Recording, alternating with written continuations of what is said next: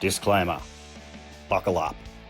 This episode of Three Friends and All the Things is packed with foul language, inappropriate comments, and even some streaking. If that's your jam, then welcome to the circus. Let the shenanigans begin.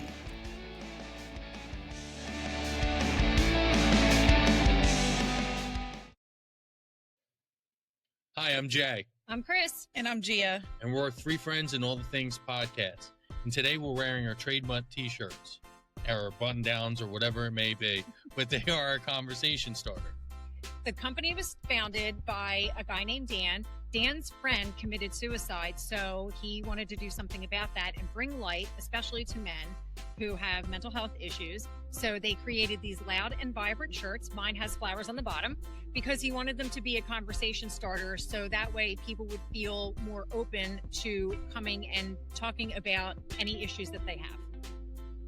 Here at Three Friends and All the Things, we want you to know that we support mental health and we support Trademutt. Make sure you go online to www.trademutt.com. It is an Australian company, so anything you order will be coming from overseas. But please go on, check out the wide variety of options that they offer, and please feel free to order as much as you can. Get the conversation started, get the product out there. They're a great company and definitely something that should be supported. Thanks. We appreciate all of you. Thanks, Trademutt. See ya. Here's the bloody intro. Welcome to Three Friends and All the Things podcast, where the hosts are just here to make each other laugh. And now, here are Kris, Gia, and Jay. Three Friends and All the Things podcast. Real talk for real people. Hi, everybody. It's Kris from Three Friends and All the Things podcast, and I am here with Joe. Hello, everybody. And we are here to talk about Trademutt and T.I.A.C.S and what they stand for. So before we get into that, I would like Joe to introduce himself and tell a little bit about me. A little bit about me. So I'm Joe, and I'm a retired fireman. I was a fireman for 35 years. I started off as a young pup, a young man when I was actually 16 years old, and worked my way up through the ranks from a fire cadet to the administrative battalion chief, which is right below the chief of the department. So with that being said, Trademutt and T.I.A.C.S, this is why we're wearing these shirts that start a conversation. Trademutt is a brand, is a manufacturer, and they got involved with T.I.A.C S, which is an Australian-based charity that helps out with mental illness amongst the blue-collar workers. Specifically, I think it started off with the farmers. And as many of you may or may not know, farmer suicide and farmer mental health issues is very, very high, not only in Australia, but also in the United States. And we find that some of the farmers are going through some of the same traumas as maybe our first responders and our military personnel. We work with some great organizations. We support T.I.A.C S and their issues, but we work with some great organizations that also help reach out for our veterans here at home, like FF22, Fight for 22. And we kind of wanted to tell you a little bit of the story of how we got involved in this stuff and what the importance of. When I started as a young man, when I was 16 years old, my life was full of traumas from my childhood. Some people would say, if they knew my stories, they'd say, "Oh, how terrible of a childhood you had." And basically, I believe that my childhood led me to where I'm at today, and which led me right to the juvenile officer for Orland Park, God bless him, Ed Danko, who one day told me and my buddy Paul Hendrickson, "Hey, instead of causing all this juvenile delinquent stuff, why don't you go down to the fire hall and try to see if they'll take you in as a fire cadet." Well, at the time I was only 15 years old, and I did not know what that was, but I did have a little Murray flat-face fire truck when I was 2 years old in the basement of my grandmother's house.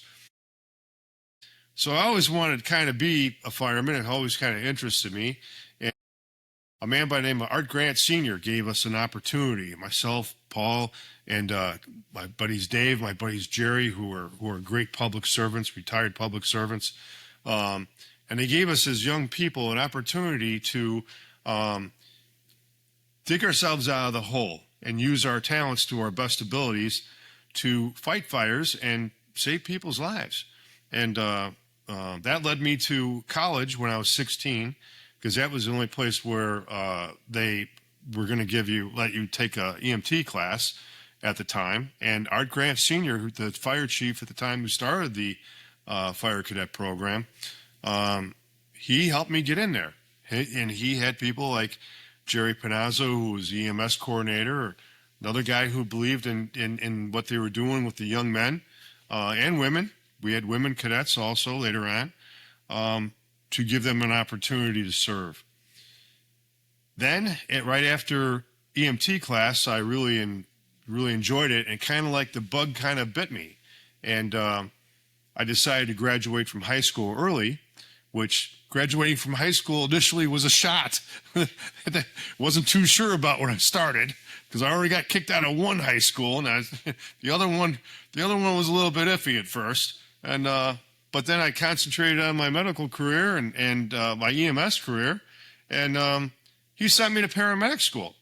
And the funny thing about it, as an administrative fire chief, I wouldn't have sent me to paramedic school. Art Grant Sr. seen something not only in me, but in a lot of young men, and the paramedic program was just beginning, and he gave us the opportunity to go to paramedic school, which was just kind of like unheard of. But the paramedic program was new, and thus Art Grant Sr.'s, initially we were teasing him, that later on we were teasing him that he just wanted a better softball team to beat the police, so he wanted younger guys, and that wasn't the case. And from that program, he saved tens of thousands of lives, indirectly, by sending guys like me to paramedic school.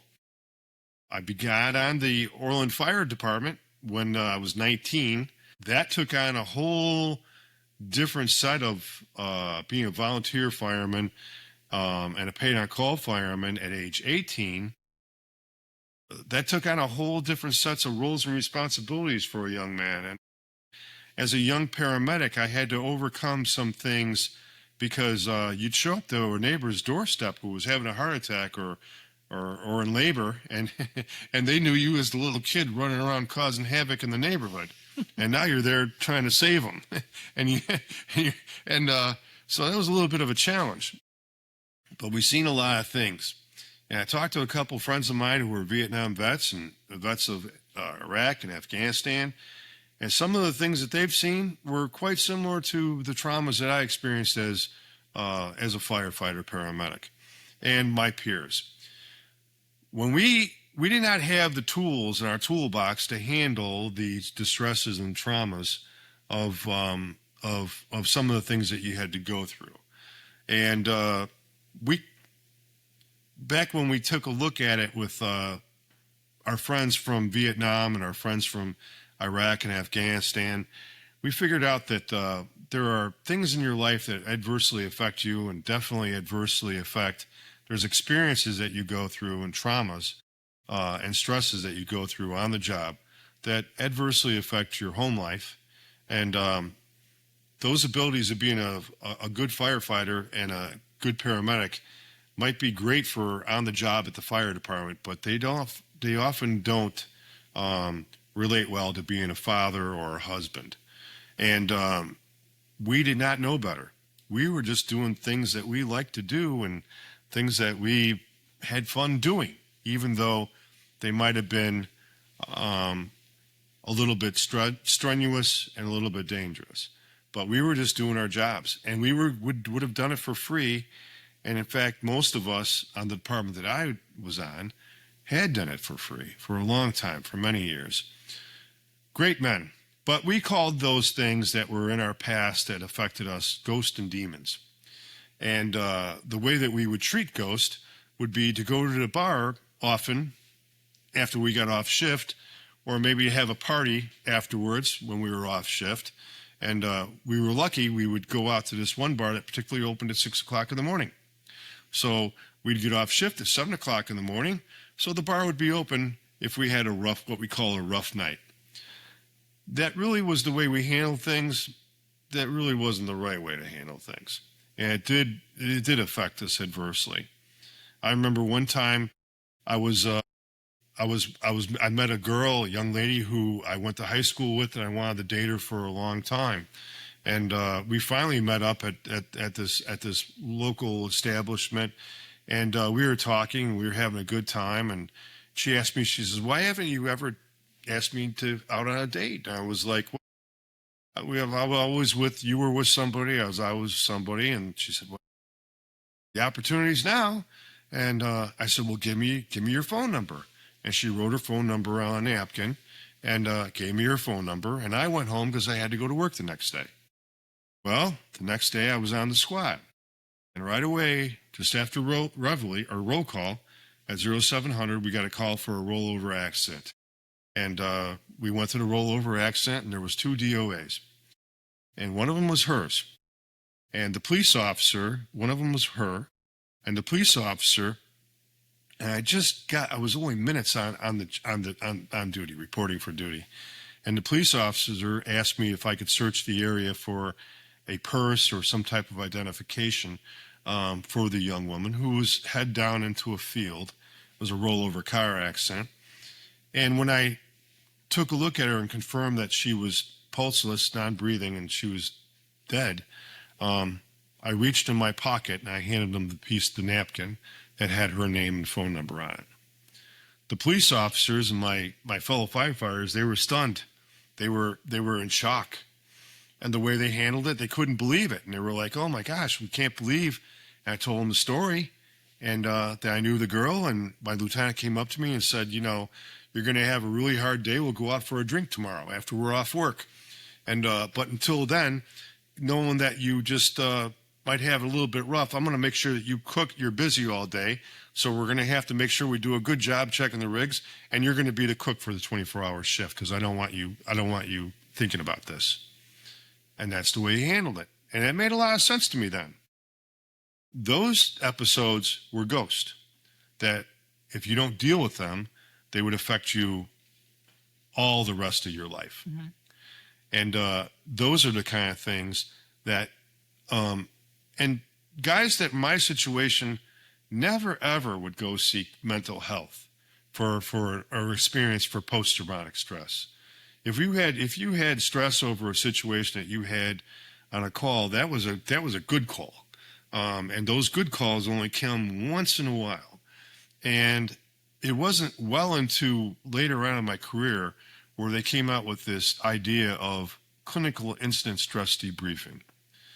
And it was a new concept. And it didn't mean, and what it meant basically was that if you had a bad call, and if the chief officer or an officer called for assistance for a clinical incident stress debriefing, everybody came into the call that was on the call would come in and de-stress over the call immediately, almost immediately, so these things would not become ghost and they wouldn't become mental health issues later on down the road. The first time I experienced it, like most door kickers or most people in my position, it was with a car accident where a drunk driver killed a mother and 3 children. Well, 2 children. The baby was the only one that survived, and I had to place one of my paramedics inside the car for 45 minutes as we cut the baby out, and my fireman out. Next day, we were going to go head off to the bar, and the fire chief called me up that night and said, tomorrow morning you're going to have you and your crew at this facility, and you're going to be talking with the other crews that were on the call, and you're going to show up there, and you're going to at least give it 2 hours. And if you don't give it 2 hours, if you and your crew don't show up, never mind coming back to work the next day. You're going to do this. Well, my crew had it, and they were like, "No, we're not going to do it." And I was like, hey, the boss is serious about this. We're all in "Oh, you can't do this, you can't do that." And I finally said, "Well, why don't we just trust it? Why don't we just give some trust on this thing? And let's just go for 2 hours, then we'll go for a drink. Drinks first round will be on me." People reluctantly said, "Okay, we're going to go." And though we were all there because we had to be there, it turned out to be a wonderful experience. And out of that, we were encouraged to journal our feelings, talk to people about our feelings, talk to other people on the crew that were there about, what we experienced, what was our challenges, what were we smelling, what were we saying, what did we hear, what did we not hear, what did we experience. And one of the fellows was journaling his and some of ours feelings of the call. And he wrote it into a journal. And one day we had somebody riding with us because we were on a fairly busy company. And they were able to get the journal out of his hands and asked him if they could read it. Well, that was a big step for him. That was getting those things out from being a ghost to hand over his feelings to somebody to read. And the lady got together with a local college and they made it into a movie. And the movie was about the experience of from his writings. So, and then an organization similar to Mothers Against Drunk Drivers picked it up and sponsored the movie. And they showed this movie of this tragic circumstance that happened to this family because of a drunk driver to tens of thousands, if not tens of thousands of people. So out of that bad experience, something positive came out of it. And that's the kind of thing that T.I.A.C.S encourages, FF22 encourages. Now firemen nowadays, they have not only employee assistance, but they also have an organization where other members come and help them out. All they have to do is ask for help. And of course, in the state of Illinois, we have clinical incident stress debriefing teams that are deployed throughout the state. Another thing is we have many of our friends serve in the military and still do serve in the military. They're retired service members. And they fought in the Vietnam, the Afghan, and the Iraqi war. We currently have one young man who we're greatly proud of. Served us, served his country in a faraway land next to some action. We'll leave it at that. And when he came home, unlike his brothers and sisters from Vietnam and Iraq and Afghanistan, they had programs for which they had their people, their military people, go through so that they could have a mental health assessment, and if they needed any help, they'd get it immediately instead of those things becoming ghost.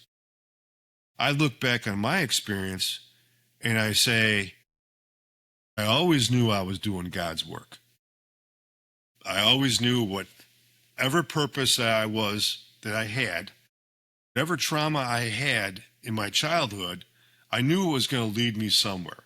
Whatever traumas that I experienced or stress that I experienced as a young paramedic or a young EMT or a young fireman or even a fire chief or fire lieutenant, I knew I was always doing God's work.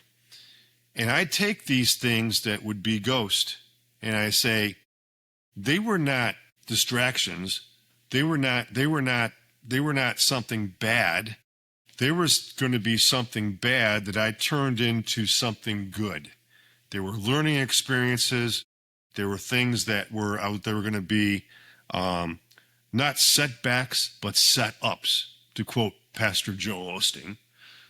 And I try to lead my life that way so that I keep my ghost handled, and I keep my ghost at a distance, and I've worked my way through those because they'll never leave you.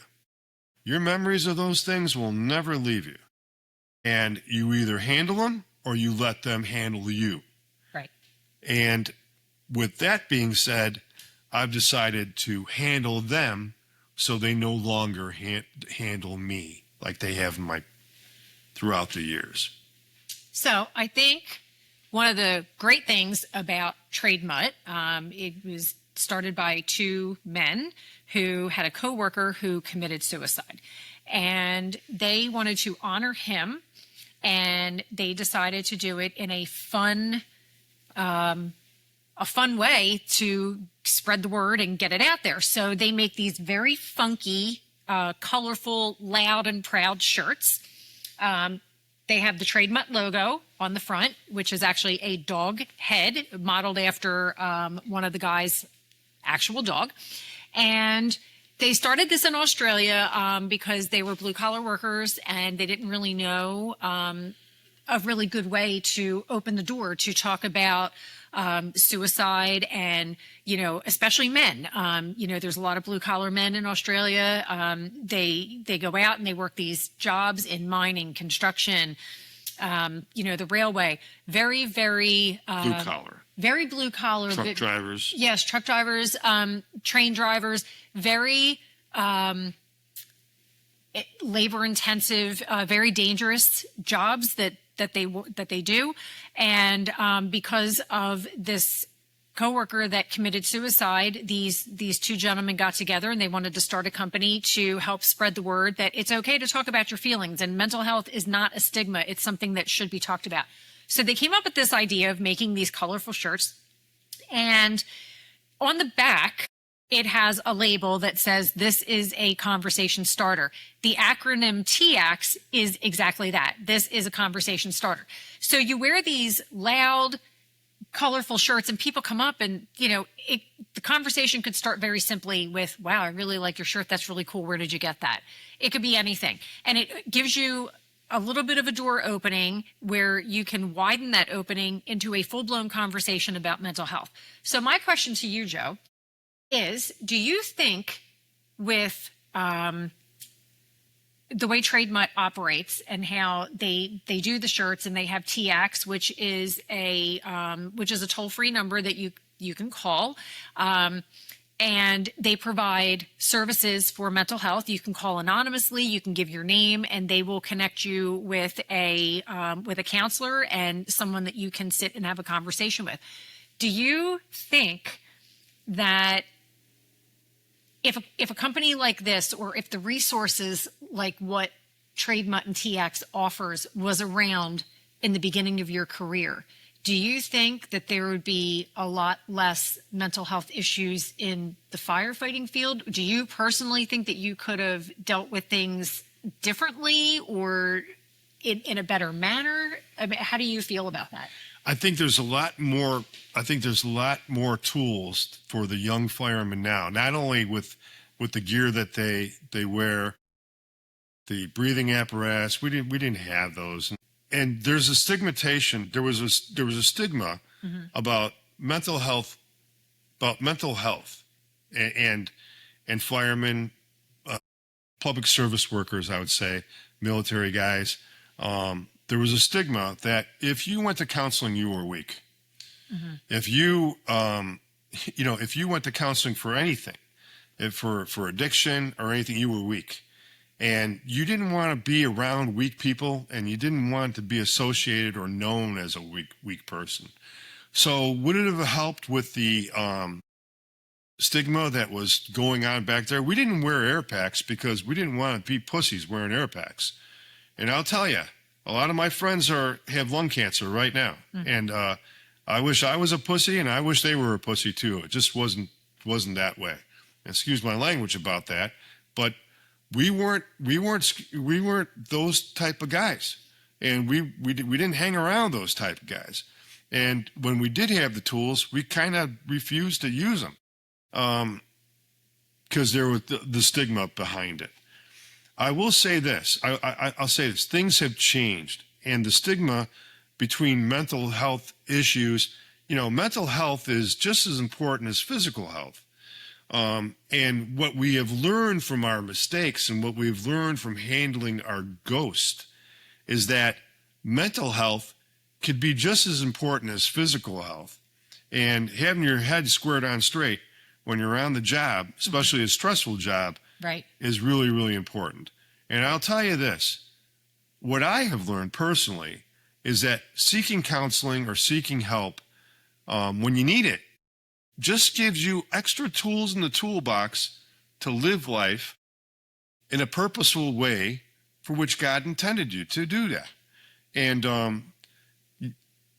it just gives you some extra tools. And I'll say this.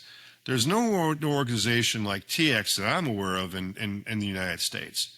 And there really should be, because farmer suicide in the United States is an issue. We live in a rural area. I'm living in a rural area now, and I know a lot of farmers. I've met a lot of farmers. They're gamblers because they can't buy $1 million pieces of equipment to farm their fields and take care of their fields without a loan. And they're gambling on which crop which would be good, beans, corn, whatever the crop may be, to plant. They don't know. There's no, will the weather be good for this particular crop this year or next? It's all a guesswork. And things like, we're losing so many family farms. It's unreal. I don't know what the next generation is going to do, but that's going to have to be a problem to be addressed. These guys are losing their family farms.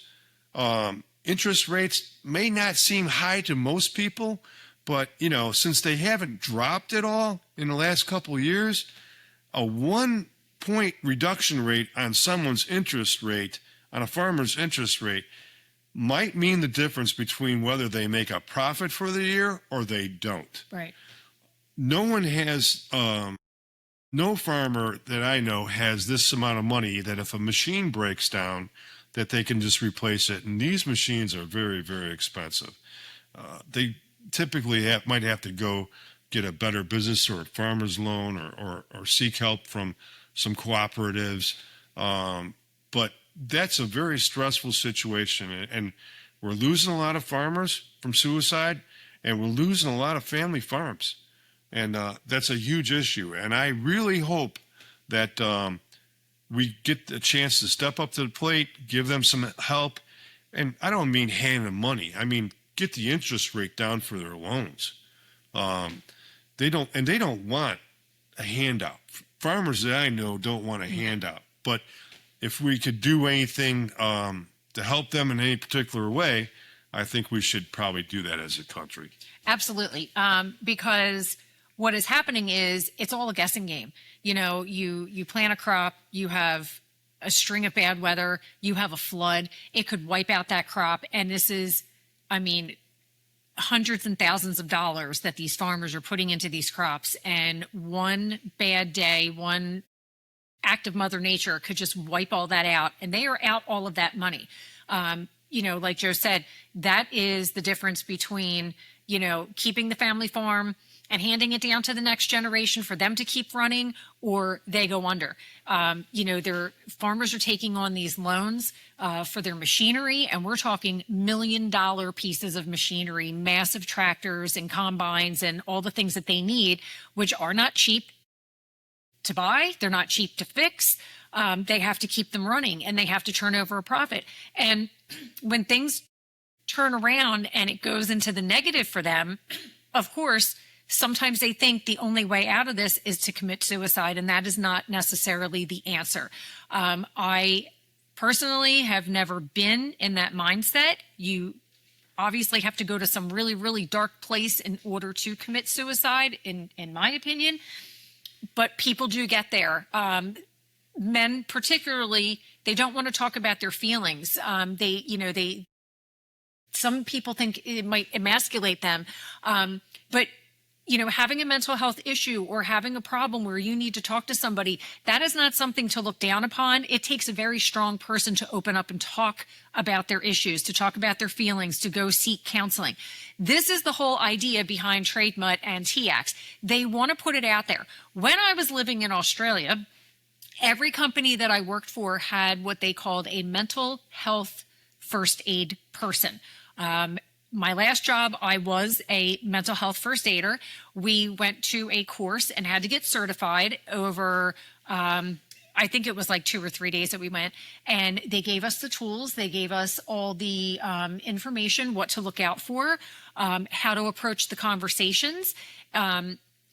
Especially people who are quiet and very withdrawn and turn it in instead of, turning it out. what is the best way to approach the conversation, how to get them to open up, giving them basically a lifeline, and letting them know that you're there for them to talk to. That is the thing I really like about Trademutt, is that not only do they offer these fun and funky, bright, colorful clothing, and they offer quite a lot, but they're out there trying to help the blue collar workers. They're out there trying to help everybody, and to get rid of the stigma that mental health is a taboo thing. It is not.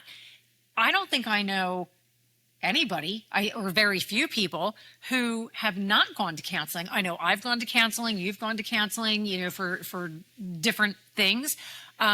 And honestly, it helps. It's a little weird in the beginning, I will admit that. It's uncomfortable, but that is the way that you're going to grow and learn about yourself. So if you have an issue, please reach out.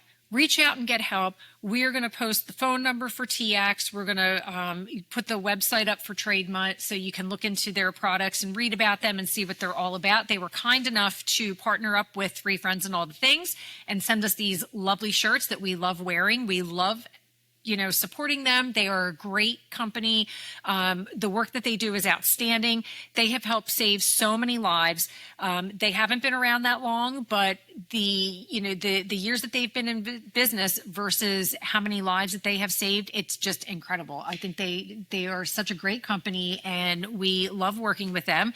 And the founders who came up with this idea they're brilliant. They're absolutely brilliant. The fact that they just made a colorful piece of clothing and put a label on the back that says this is a conversation starter, and it works. Everyone in Australia wears these shirts. It is an Australian-based company, but we do need something like this in the United States. And we're hoping that, maybe Trademutt might branch out and, maybe start a U.S.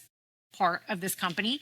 I think it would be beneficial not only to farmers, but to anybody out there who needs to talk to somebody, who might need the tools to figure out how to get through trauma. People who don't want to open up so easily, and it could be something simple like, hey, how you doing? How are you today? And how you feeling? You look really good. Something simple. Just open up the door, have the conversation, and just let people know that you're there if they need help. One of the things that I'd like to make you aware of, when someone commits suicide, it's never about ending their life. They don't, ending one's life is not what suicide's all about. It's about ending their pain. People commit suicide because they're in great pain. And like anything, we know when you see people in pain, you have a decision to make. You either try to address that with them, or in a positive manner, or you can avoid it. You can just ignore it. Sometimes people are in so much pain that commit suicide, and you just don't see it. I had a good friend that worked a different shift. I'd known him for so many years because he worked with a very busy Chicago Fire Department, and then he moved over to our fire department. And he was probably one of the slickest, best paramedics that you would ever meet in your life. If you were needing an ambulance, you'd want this guy coming to you to help you. And he was funny. He was engaging. He was a comrade. He was loyal, and he seemed happy. Never in my wildest days could I or any of his friends ever figure that he was in so much pain to one day kill himself. And he did. It was after he retired. And that's a tough spot for a lot of people who, when they commit themselves to a purpose, a God-driven purpose of serving others, and then they retire for whatever reason, they might have trouble finding another purpose. And that might be very painful for them. So when you see something, you have a choice to make. Either you could reach out a hand, or you can ignore it. And sometimes things like this just happen that you just don't see, and they just happen. But we have a choice and we have a choice, and it's kind of, it does happen in our communities. It does happen with our first responders, with our military people, and it happens right here. I would imagine because of the numbers of suicides with our military people, if you have never met anyone, they're only 6% of our population, but our military people are 6% of our population, but they are about 20% of our suicides. So if you see a vet, thank a vet. That's a kind of an old thing, but those are great organizations. T.I.A.C.S is a great organization. Hopefully something like this comes to the United States where we can help out our farmers and our military personnel and our first responders and our blue collar workers. Yes. And FF Fight for 22 is another charity organization that we support. And that's a very good one for right here for our military people. So if you can consider donating to both of those are worthy causes. Yes. So I think we're going to wrap it up here. Joe, thank you for joining us on the podcast today. We are going to put the Trademutt website up. It is trademutt.com. Please look up T.I.A.C.S, T-I-A-C-S, the acronym for This Is a Conversation Starter. Please look them up online. They do have a lot of clothing, different types of shirts. They have button downs. They have polo shirts. They even offer scrubs, headpieces, scarves, you name it. They pretty much have it. So please look into them, read about them. They are phenomenal. Again, if you see something, say something. Suicide affects everybody. Depression, mental health issues, it affects everybody. It could, it might be somebody in your immediate family. It could be a sibling, a parent, right in your own home. You just don't know. So keep a lookout for the signs. If you need to reach out, by all means, please reach out to Three Friends and All the Things. You can always reach out to us at kgjmedia3@gmail.com. We will be more than happy to help you find the resources that you need. And until then, stay safe and keep it real. Keep an eye on those farmers. Thanks, everybody.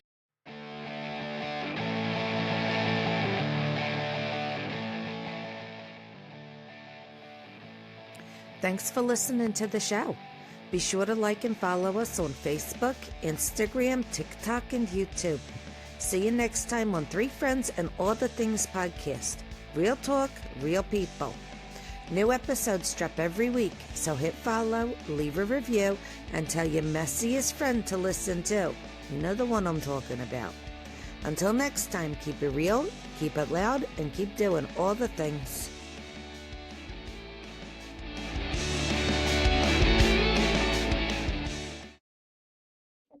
It's a beautiful day in the neighborhood, a beautiful day for a neighbor. Won't you be mine? Won't you be mine? I have always wanted to have a neighbor just like you. I've always wanted to live in the neighborhood with you. So let's make the most of this beautiful day. Since we're together, we might as well say, won't you be mine? Won't you be mine? Won't you be my neighbor? Please, won't you be my neighbor?